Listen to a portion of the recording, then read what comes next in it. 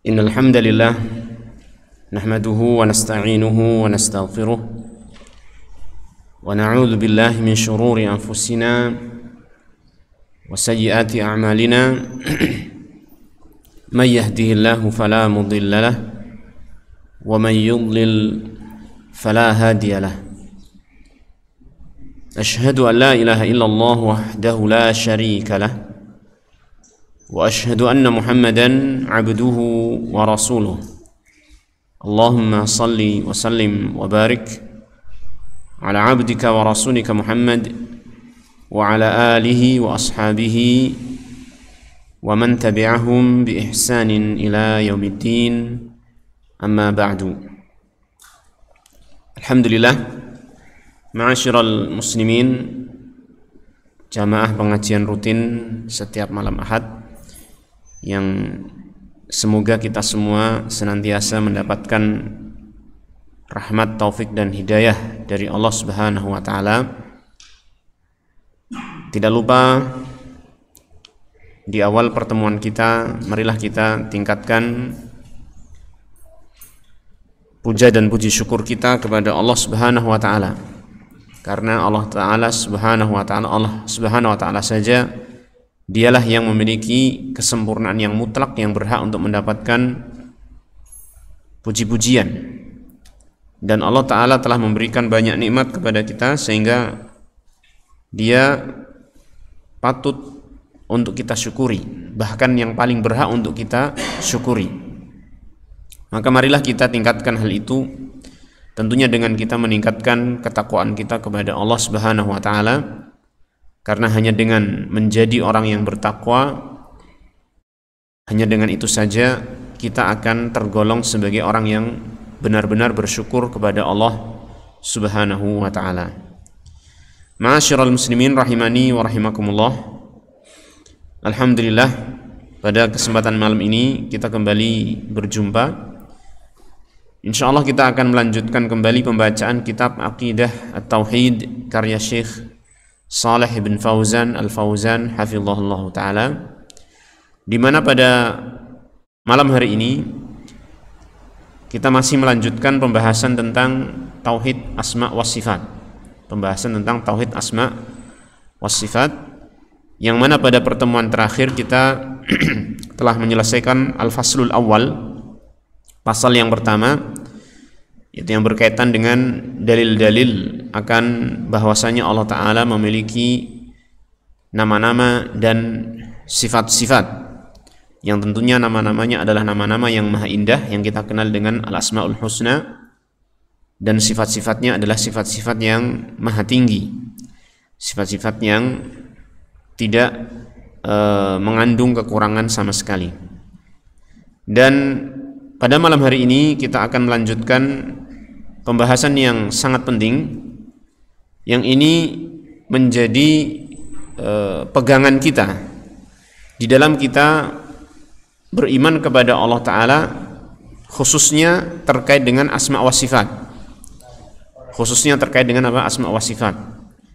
Jadi apabila kita memegangi apa yang akan kita pelajari malam hari ini, yaitu terkait dengan kaidah-kaidah yang penting dalam asma wa sifat, ya, atau bisa kita katakan sebagai prinsip-prinsip yang penting untuk kita pegangi di dalam kita mengimani nama-nama dan sifat-sifat Allah Ta'ala, maka kalau kita benar-benar memahaminya dan bisa mengamalkannya, insya Allah kita akan terhindar dari penyimpangan-penyimpangan yang ada terkait dengan Tauhid Asma wa Sifat.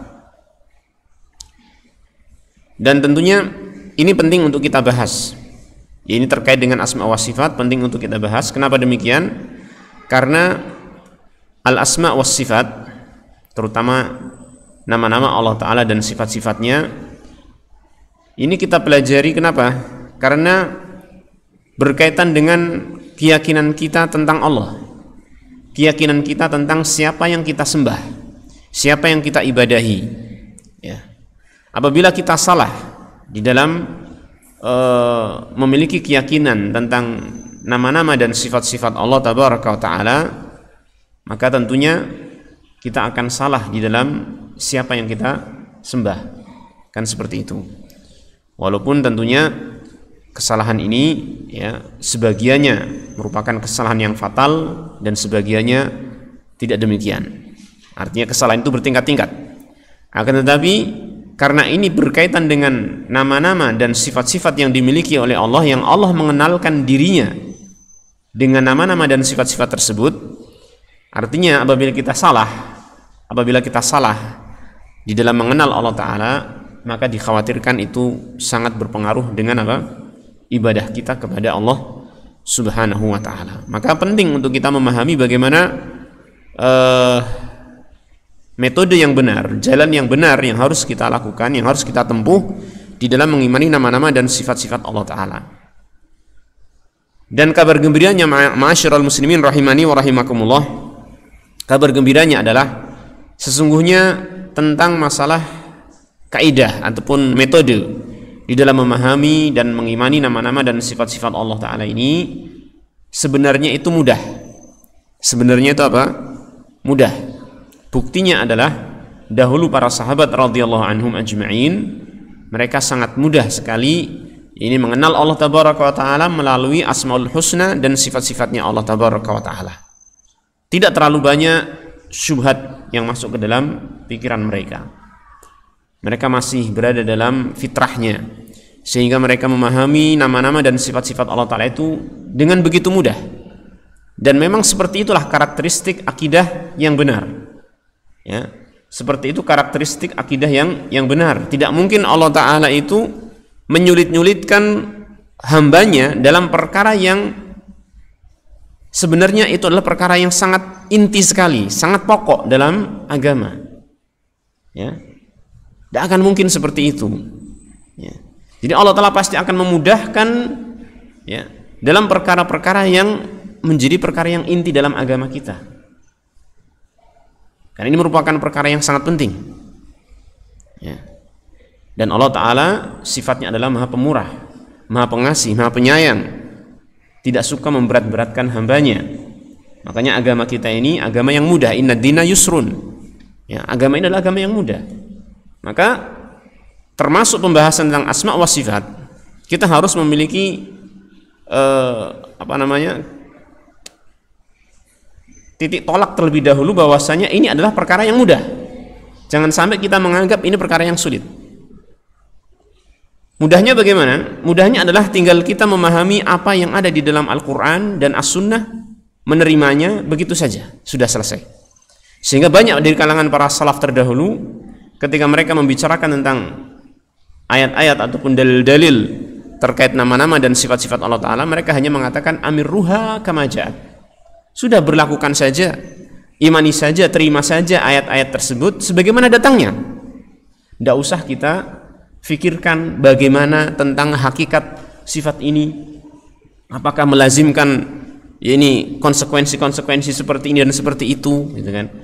Ini pikiran-pikiran seperti ini yang menyebabkan kita itu menjadi susah di dalam memahami asma wa sifat.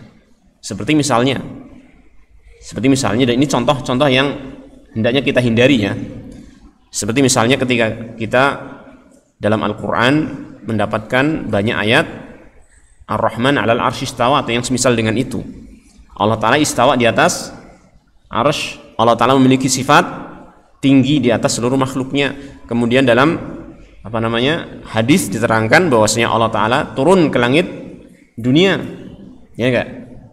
Ini kalau kita misalkan gunakan akal pikiran kita dalam arti mengutak-atik perkara yang gaib yang tidak merupakan jangkauan akal kita, bukan merupakan jangkauan akal kita, pasti kita akan merasa bingung dan ujung-ujungnya bisa menolak apa yang ada di dalam Al-Quran dan hadis Rasulullah SAW. Ya. Bagaimana mungkin misalkan gitu ya, orang mengatakan bagaimana mungkin keberadaan Allah di atas tapi bisa turun tapi di atas. Kalau turun apakah di atas arsy itu kosong dan seterusnya.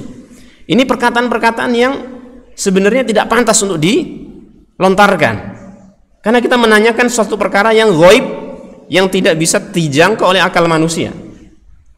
Sedangkan kewajiban kita hanya menerima dalil-dalil yang ada memahami sesuai dengan konteks bahasa yang diturunkan Al-Quran dengannya, yaitu konteks bahasa Arab, kita fahami seperti itu, maknanya sudah terima. Adapun bagaimana tentang hakikatnya, itu perkara yang gaib, kita nggak bisa menjangkau. Sudah serahkan urusan itu kepada Allah tentang hakikat bagaimana sifat Allah Ta'ala. Sehingga kita mengimani Allah tetap di atas, kita juga mengimani Allah Ta'ala turun ke langit dunia setiap kali sepertiga malam terakhir dan seterusnya. Apa saja yang datang dalam Al-Quran dan Sunnah kita terima begitu saja. Simple, ya kan? Sangat simple sekali, sangat mudah sekali, sederhana. Tidak usah rumit-rumit. Yang penting apa saja yang datang dalam Al-Quran, hadis kita terima, maka selesai sudah. Nah, makanya di sini diberikan prinsip-prinsip ya, ataupun kaidah yang itu lebih memberikan rambu-rambu kepada kita agar kita tidak menyimpang dalam hal ini, walaupun sesungguhnya tentang masalah asma wa sifat adalah perkara yang mudah sesungguhnya. Dan para ulama mengatakan sulitnya pembahasan tentang masalah asma wa sifat karena sudah adanya ini syubhat-syubhat dan kerancuan-kerancuan berpikir dalam memahami asma wa sifat ini. Ya, ada yang menggunakan ilmu kalam, ada yang menggunakan teori-teori filsafat dan seterusnya, sehingga banyak orang yang terpengaruh dengan hal itu sehingga sulit untuk memahami asma wa sifat, sehingga para ulama pun harus mengerahkan tenaganya bagaimana menjelaskan dan membantah itu semua, sehingga terkesan tauhid asma wa sifat itu sulit, terkesan sulit. Padahal kalau kita lihat ke asalnya di zaman Nabi SAW, maka itu adalah mudah. Nah, sehingga di sini kita memahami sebuah faedah ini adanya perkara-perkara yang baru dalam agama. Ya, adanya perkara-perkara yang baru dalam agama itu sesungguhnya perkara yang membuat rumit agama kita, membuat sulit agama kita, membuat susah dalam agama kita. Itu perkara baru dalam agama, dan itu mencakup semua perkara baru dalam agama yang tidak disyariatkan oleh Rasulullah SAW, yang dianggap sebagai agama ya. Perkara baru dalam agama yang dianggap sebagai bagian dari agama padahal tidak termasuk bagian dari agama. Ini yang diistilahkan secara syar'i dengan istilah bid'ah. Jadi bukan perkara-perkara baru seperti ini bukan masalah ini yang seperti ini ya. Mikrofon di zaman dulu nggak ada, komputer di zaman dulu nggak ada. Ini nggak masalah karena ini bukan bagian dari agama. Tetapi yang saya maksud adalah perkara-perkara baru dalam agama yang dianggap itu sebagai bagian dari agama padahal bukan bagian dari agama. Itu bid'ah. Yang ini pasti membuat sulit orang beragama, pasti ya. Antum bisa perhatikan kebid'ahan-kebid'ahan yang ada yang jelas kebid'ahannya ya, bukan yang diperselisihkan, yang jelas kebid'ahannya, maka itu pasti akan menyulitkan orang di dalam beribadah, itu pasti. Baik. Kita lihat di sini apa yang disampaikan oleh Syekh Shalih bin Fauzan hafizahullah taala. Beliau mengatakan dalam pasal yang kedua, al-faslu tsani, manhaju ahli sunnati wal jama'ati fi asma'illahi wa sifatihi. Manhaj ini artinya adalah jalan yang luas ya, jalan yang yang luas, atau sering juga diartikan sebagai metode ya, metode. Jadi jalan ahli sunnah wal jamaah atau metode ahli sunnah wal jamaah fi asma'illahi wa sifatihi, di dalam nama-nama dan sifat-sifat Allah tabaraka wa ta'ala. Jadi bagaimana ahlu sunnah wal jamaah mereka memiliki jalan dalam masalah mengimani nama-nama dan sifat-sifat Allah ta'ala. Inilah yang akan diterangkan oleh beliau. Bagaimana metode mereka di dalam mengimani nama-nama dan sifat-sifat Allah ta'ala, inilah yang akan diterangkan oleh beliau. Taib, manhaju ahli sunnati wal jamaah, manhajnya ahlu sunnah wal jamaah minas salafis salihi wa atba'ihim, dari kalangan pendahulu umat ini yang saleh dan para pengikut mereka, adalah isbatu asma'illahi wa sifatihi, menetapkan nama-nama Allah Ta'ala dan sifat-sifatnya, kama waradat fil kitabi wa sunnah, sebagaimana nama-nama dan sifat itu datang di dalam Alkitab dan Sunnah. Ini merupakan tautiah istilahnya dalam bahasa Arab, itu apa ya? Pendahuluan ya, pijakan untuk kita memahami tentang metode Ahlus Sunnah wal Jamaah, bahwasanya mereka itu benar-benar menetapkan apa yang ditetapkan oleh Allah dan Rasulnya sallallahu alaihi wasallam. Tidak melampaui itu. Tidak melampaui hal itu. Apa saja yang Allah tetapkan terkait dengan nama-nama ataupun sifat-sifatnya, maka Ahlus Sunnah menetapkan. Demikian pula apabila ada yang ditetapkan oleh Rasulullah sallallahu alaihi wasallam tentang nama dan sifat Allah Ta'ala, maka mereka pun menetapkan. Kalau ada yang dinafikan, yaitu ditolak, ditiadakan, ya, maka mereka pun meniadakan. Baik oleh Allah Ta'ala ataupun Rasulnya SAW, kalau ada yang ditiadakan dari nama-nama ataupun sifat-sifat, maka Ahlus Sunnah meniadakannya. Ya. Sehingga nanti kita akan ambil sikap yang ketiga, yaitu apa? Perkara-perkara, istilah-istilah yang tidak ada penetapannya dalam Al-Quran ataupun hadis Rasulullah SAW, yang mana istilah tersebut ambigu, bisa mengandung kemungkinan makna yang baik, benar, ataupun yang salah, maka Ahlus Sunnah wal Jamaah tidak langsung menetapkan, tidak pula meniadakan, kecuali mereka apa? Meminta perincian, penjelasan. Ini yang kamu maksud dengan istilah ini apa? Gitu. Karena biasanya orang-orang yang menyimpang, ya kan, dalam masalah ini, mereka melontarkan istilah-istilah seperti ini. Ya. Mereka menanyakan kepada Ahlus Sunnah wal Jamaah, misalnya, apakah kamu menetapkan Allah berada di suatu arah, gitu kan? Arah. Maka ini, kalimat ini tidak ada penjelasan dalam Al-Quran dan juga hadis. Kalimat arah dalam bahasa Arab jihah. Adanya bahwasanya Allah Ta'ala menetapkan dirinya di atas, ya kan? Maka ini kalimat arah seperti ini, apabila kita mendapatkan orang yang menanyakan kepada kita seperti ini, maka kita harus tanya terlebih dahulu. Jangan sampai kita langsung mengambil satu sikap menetapkan atau menolak, langsung mengatakan iya Allah berada di arah, maksudnya adalah atas. Tidak seperti itu. Maksudnya tidak langsung menetapkan, tidak pula menolak. Arah itu kan banyak, ada arah depan, belakang, bawah, kanan, kiri, gitu kan. Kalau maksudnya ini bisa saja ditolak, kan gitu kan. Artinya Ahlus Sunnah wal Jamaah di dalam menetapkan dan meniadakan satu sifat, maka mereka tunduk kepada apa yang datang dari Allah dan Rasulnya sallallahu alaihi wasallam. Nanti kita jelaskan tentang yang ini, masalah ini. Taib. Wa yanbani manhajhum 'ala al-qawa'id at-taliyah. Dan manhaj mereka ini, metode ataupun jalan mereka ini dibangun di atas kaidah-kaidah berikut. Yanbani 'alal qawaidit taliyah, terbangun di atas kaidah-kaidah berikut. Jadi pondasinya ataupun kaidah-kaidah yang dipegang oleh Ahlus Sunnah wal Jamaah untuk memahami asma wa sifat Allah Ta'ala atau mengimani asma Allah dan sifat-sifatnya adalah sebagai berikut. Di sini beliau menyebutkan ada lima kaidah, ya. Walaupun tentang masalah kaidah-kaidah ini para ulama itu terkadang menjelaskan dengan panjang lebar, menyebutkan kaidah asma sendiri, kaidah sifat sendiri, sehingga lebih banyak daripada apa yang disebutkan di sini. Tetapi apa yang disebutkan oleh Syekh di sini ini adalah kaidah yang pokok-pokoknya. Kaidah yang apa? Yang pokok-pokok. Taib. Yang pertama, annahum yuthbituna asma Allahi wa sifatihi kama waradat fil kitabi was sunnah ala zahiriha wa ma tadullu alaihi alfadhuha minal ma'ani wa la yu'awwilunaha an zahiriha wa la yuharrifuna alfadhaha wa dalalataha an mawadhi'iha. Taib, ini yang pertama, bahwasanya mereka ahlu sunnah yuthbituna asma Allahi wa sifatihi, menetapkan nama-nama Allah dan sifat-sifatnya, kama waradat fil kitabi was sunnah, sebagaimana datang di dalam Alkitab dan As-Sunnah, ala zahiriha. Perhatikan kalimat ini, ala zahiriha, sesuai dengan zahirnya. Jadi menetapkan nama-nama dan sifat itu sesuai dengan zahirnya. Apa maksud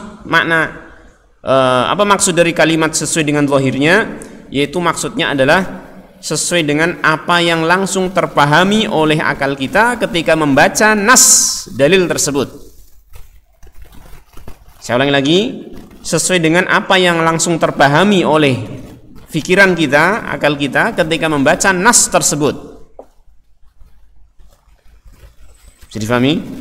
Sekali lagi, saya ulangi sekali lagi.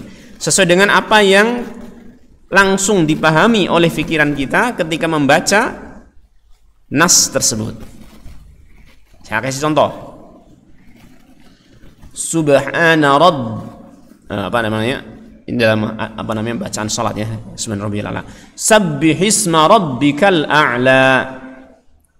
Sabbihisma rabbikal a'la. Kalau kita tahu bahasa Arab, maka kita tahu artinya ayat ini adalah apa? Sabbihisma rabbika, sucikanlah nama Tuhanmu al-a'la, yang maha tinggi. Rabbikal a'la, Tuhanmu yang maha tinggi. Apa yang bisa kita pahami dari kalimat al-a'la, yang maha tinggi? Tentu Allah tinggi di atas seluruh makhluknya. Ya tidak? Ya enggak? Itu yang kita pahami langsung. Ya. Itu yang kita pahami langsung. Ketika kita mendapatkan firman Allah Ta'ala berkata kepada iblis yang tidak mau sujud kepada Nabi Adam, ya iblis, ma mana'aka an tasjuda lima khalaqtu biyadayya. Hei iblis, apa yang menghalangimu untuk sujud kepada Adam yang telah aku ciptakan dengan kedua tanganku? Kira-kira apa yang kita pahami dari kalimat kedua tangan? Ya tangan. Gitu ya. Ini namanya zahirnya, yang langsung terpahami oleh pikiran kita ketika membaca dalil, namanya zahir.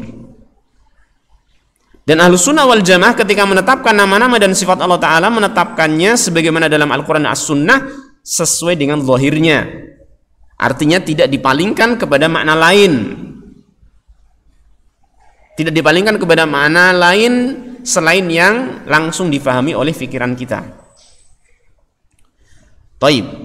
Wa ma tadullu alaihi alfadhuha minal ma'ani, dan sesuai dengan apa yang ditunjukkan oleh lafaz-lafaznya berupa makna-makna yang terkandung di dalamnya. Jadi sesuai dengan makna yang ditunjukkan oleh lafaz-lafaz nama dan sifat tersebut. Makanya ketika kita mendapatkan Allah Ta'ala menyampaikan tentang dirinya, misalnya wa huwal ghafurur rahim, al-ghafurur rahim. Al-ghafur artinya apa? Maha pengampun, ya kan? Maka kita langsung memahami Allah Ta'ala itu memiliki ampunan yang luas,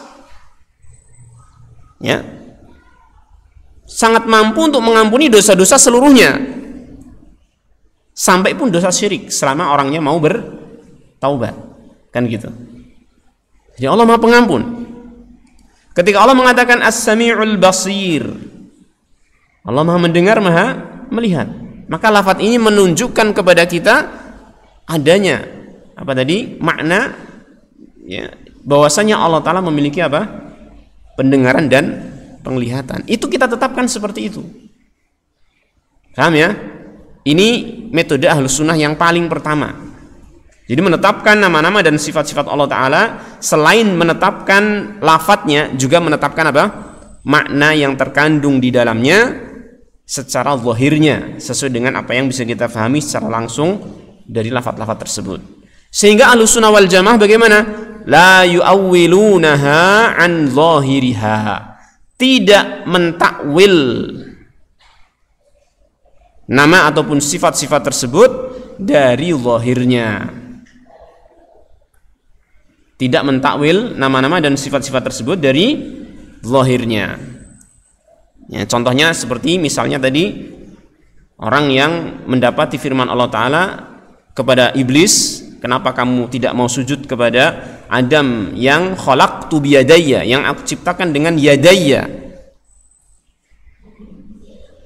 Akalnya bereksplorasi, apa ya? Bereksplorasi itu apa ya? Berkelana kemana-mana, ya kan?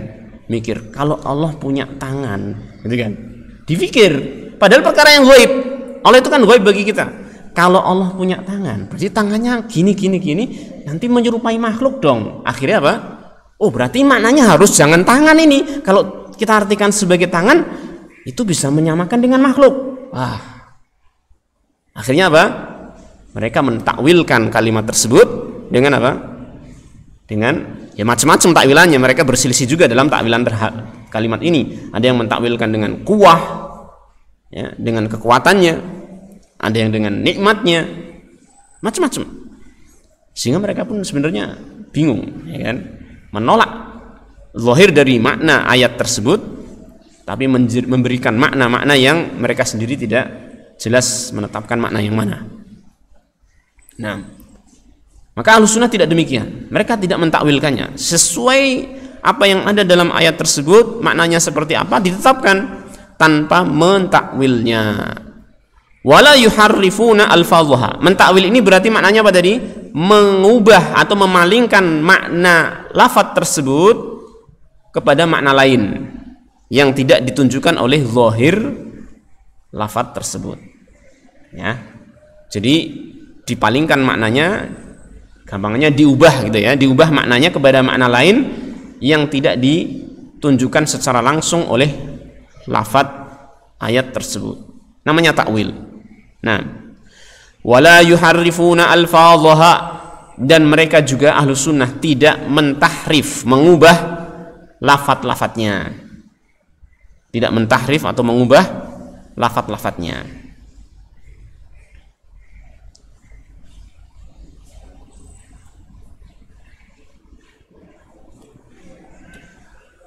Seperti yang dilakukan oleh sebagian ahli bid'ah, ya. Ketika mereka mendapati firman Allah Ta'ala, saya buka dulu khawatir salah, ya.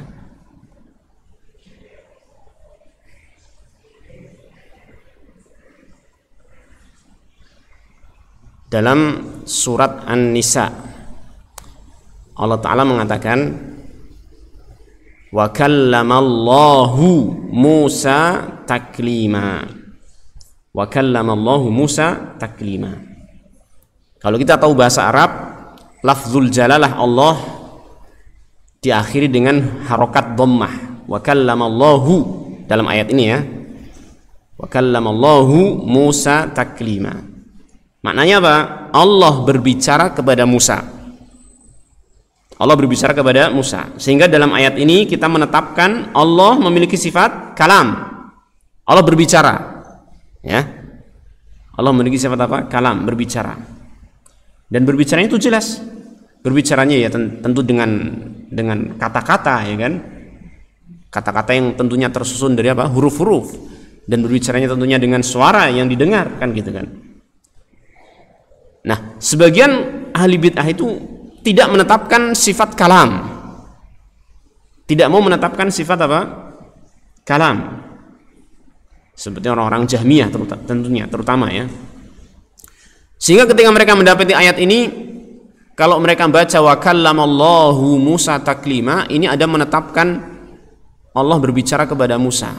Akhirnya mereka ubah lafadznya dengan mengatakan apa? Wa kallamallaha Musa taklima. Bedanya apa? Kalau Allah di sini menjadi apa? Maf'ulun bihi, objek. Sehingga yang berbicara siapa? Musa. Musa berbicara kepada Allah. Artinya di sini tidak ada penetapan apa? Tidak ada penetapan sifat kalam bagi Allah Ta'ala. Diubah, ya kan? Diubah. Tapi alhamdulillah ayat-ayat Al-Quran itu sudah jelas, kalau ada satu yang mengubah maka akan terbantahkan dengan ayat yang lain. Sehingga para ulama biasanya ketika membantah mereka yang mengubah lafaz tadi wa kallamallahu Musa taklima menjadi wa kallamallaha Musa taklima, maka biasanya dibawakan ayat lain di dalam surat Al-A'raf ayat 143, di mana Allah mengatakan walamma jaa Musa limiqatina wa kallamahu rabbuhu.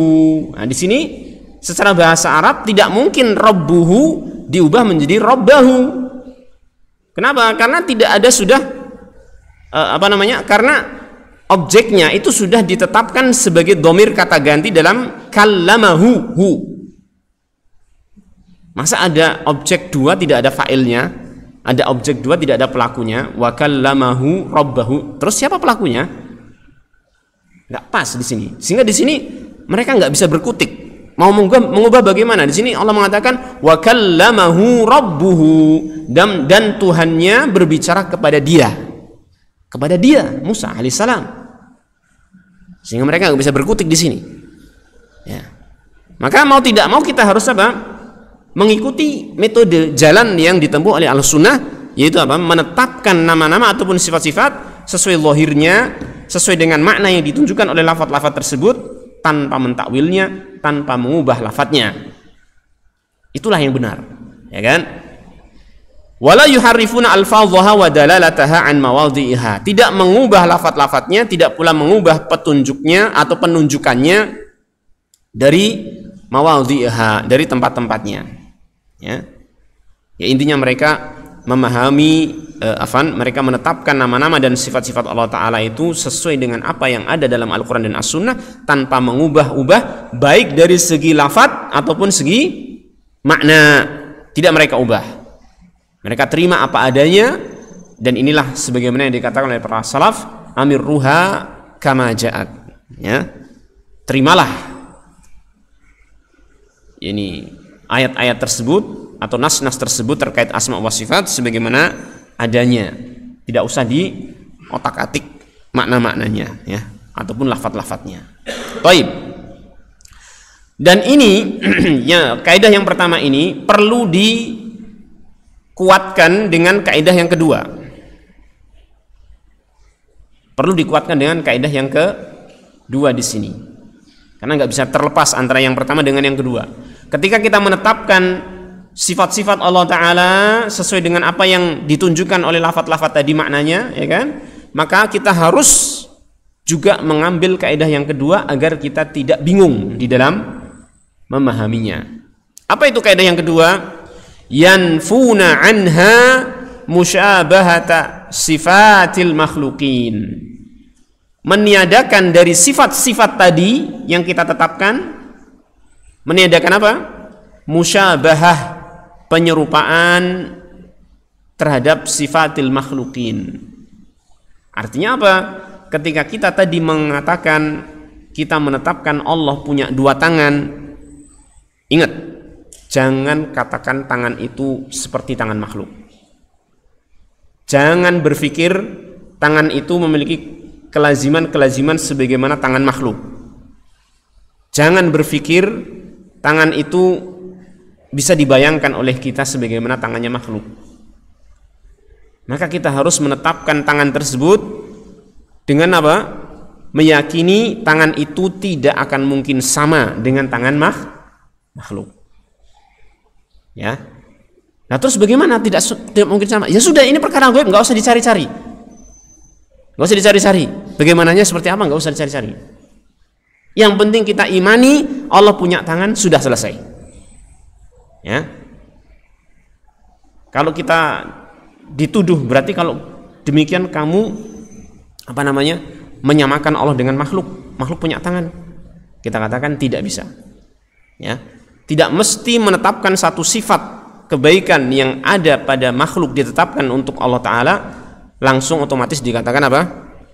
Menyerupakan. Sekarang kita sepakat semua mengatakan ilmu, sifat ilmu itu sifat kebaikan, bukan? Sifat kebaikan, bukan? Sifat kebaikan ilmu, ya kan? Sesuatu yang berilmu lebih baik daripada sesuatu yang bodoh, kan gitu kan? Semua sepakat. Ya. Kita menetapkan sifat ilmu pada diri makhluk tidak? Makhluk punya ilmu enggak? Punya ilmu atau enggak? Enggak punya. Kalau enggak punya berarti nanti dikatakan itu.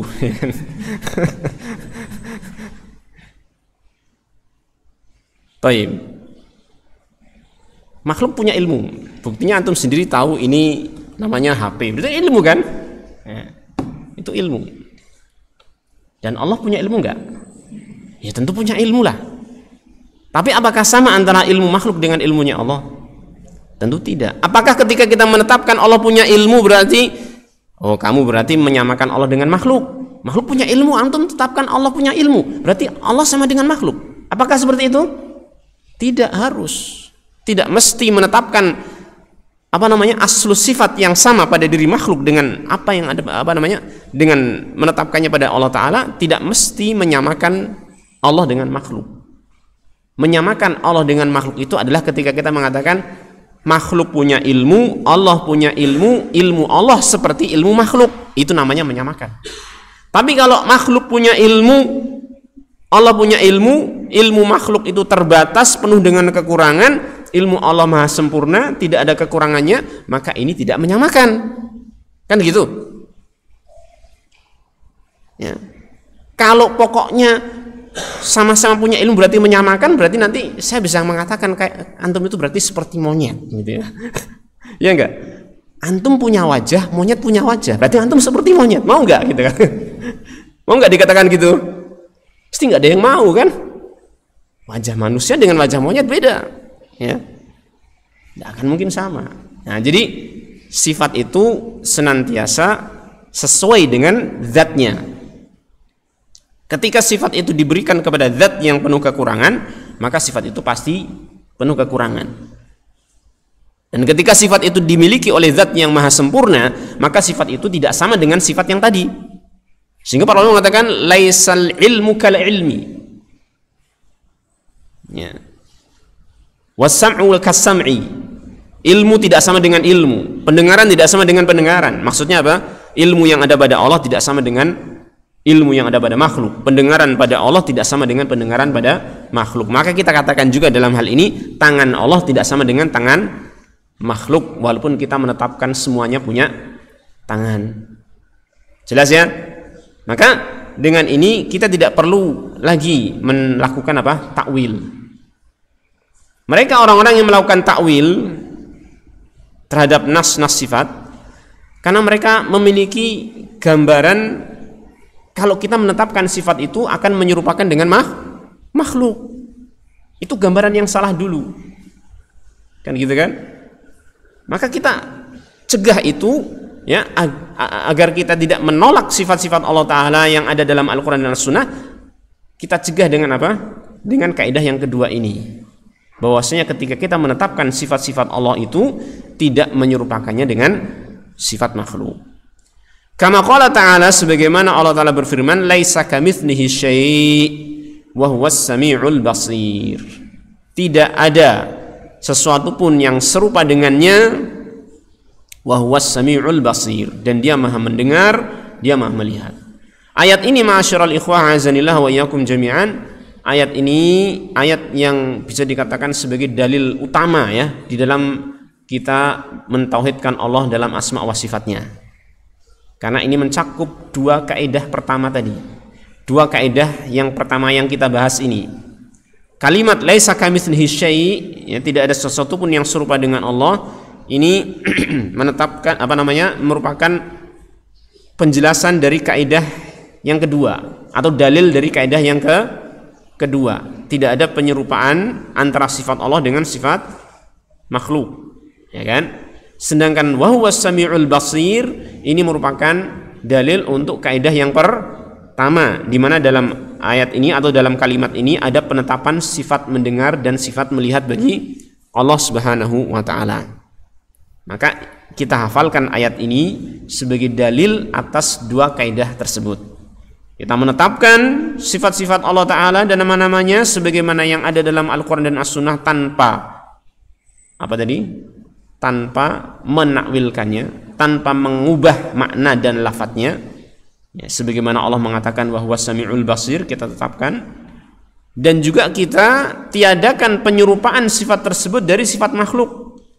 Kita tidak mengatakan pendengaran ini seperti pendengaran makhluk, ya.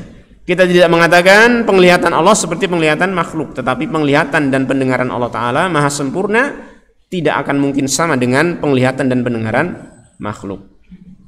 Taib. Dan ini dalilnya adalah laisa kamitslihi syai'. Tidak ada sesuatu pun yang serupa dengan Allah Subhanahu wa taala. Ini kaidah yang berapa tadi? Dua ya. Nah, sekarang kita tambah yang ketiga. Masih ada waktu kan? 3 menit, 4 menit. Tidak apa, kita tambah. La yatajawazuna ma warada fil kitabi was sunnah. fi isbati asma'illahi wa sifatihi. Nah, mungkin ini nanti kita tambahi lagi di pertemuan berikutnya ya, nanti insyaallah. Tapi kita baca dulu. La yatajawazun. Mereka, siapa ini mereka yang dimaksud? Ahlus sunnah wal jamaah. Ahlus sunnah wal jamaah tidaklah melewati ya, tidak melampaui ma warada fil kitabi was sunnah, apa yang datang di dalam Alkitab dan As-Sunnah.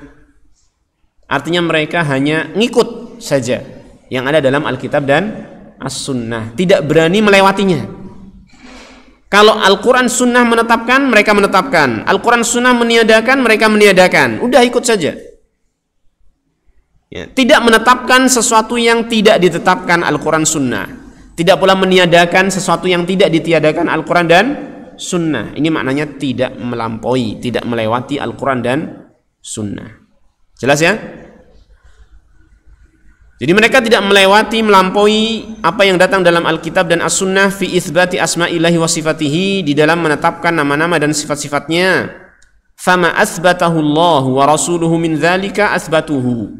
Maka apa saja yang Allah dan Rasulnya sallallahu alaihi wasallam menetapkan darinya atau diantaranya, asbatuhu, maka mereka pun menetapkannya. Jadi nama-nama atau sifat yang Allah dan Rasulnya sallallahu alaihi wasallam atau Allah atau Rasulnya sallallahu alaihi wasallam menetapkan nama dan sifat tersebut, maka ahlu sunnah ikut menetapkan, tidak berani untuk menyelisihi. Ya, ini penting. Wa ma nafahu Allahu wa rasuluhu sallallahu alaihi wasallam nafahu, dan apa saja yang Allah subhanahu wa ta'ala tiadakan atau Rasulullah SAW meniadakannya, nafauhu, maka mereka ahlu sunnah pun ikut meniadakan. Contohnya sifat ngantuk, sifat tidur, tegas dalam Al-Quran Allah mengatakan la ta'khudhuhu sinatu wala naum. Maka kita ahlu sunnah wal jamaah langsung tegas juga, Allah tidak ngantuk, tidak tidur ya. Allah meniadakan dari dirinya memiliki orang tua, meniadakan juga dari dirinya memiliki anak, lam yalid walam yulad, tidak beranak, tidak pula diperanakkan, secara terjemahannya gitu ya. Maka kita pun meniadakan adanya orang tua ataupun anak bagi Allah Subhanahu wa ta'ala, kita meniadakan darinya. Taib. Allah ta'ala meniadakan sifat lemah, capek. Kok lemah sih? Lelah ya, lelah, capek, letih setelah melakukan kegiatan. Allah meniadakan dari dirinya hal tersebut dalam firman-Nya, wa ma massana min lughub. Jadi ketika Allah telah menyebutkan tentang penciptaan langit dan bumi yang Allah lakukan dengan hikmahnya dalam masa berapa? 6 hari. Menciptakan langit dan bumi dalam waktu 6 hari. Lalu Allah mengatakan wa ma massana min lughub, dan kami tidak terkena sedikit pun rasa letih. Ini Allah meniadakan hal tersebut. Maka kita pun meniadakan sifat letih bagi Allah Ta'ala ya.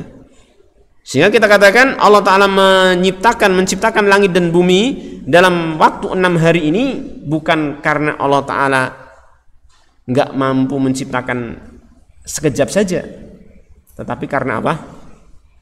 Ada hikmah di balik itu ya. Ada hikmah di balik itu yang Allah kehendaki.